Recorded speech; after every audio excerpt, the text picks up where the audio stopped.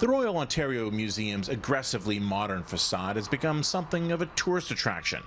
Yet it's easy to forget how many people initially hated it. A museum, it was said, should be about the past. But that notion, says its CEO, couldn't be more wrong. We're an institution that looks to the future. Our mission is to make sense of help people to make sense of the past, understand the present, and come together to shape a shared future. To that end, the ROM has hired its first ever climate curator, a job Soren Brothers hopes will allow him to engage the public in ways his career in academia couldn't. It's been understood from day one that I'm the first curator here with no collection, but the flip side of that is that every collection in the ROM is up to me to interpret in a way. The ROM has always addressed climate impacts in its exhibits, how the dinosaurs became extinct, or more current issues like the threat to the giant sperm whale.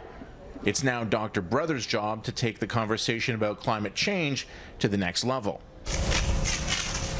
It's a timely issue.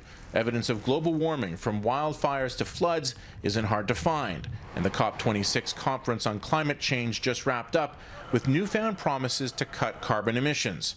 There's no question, Dr. Brothers says, climate change can be scary.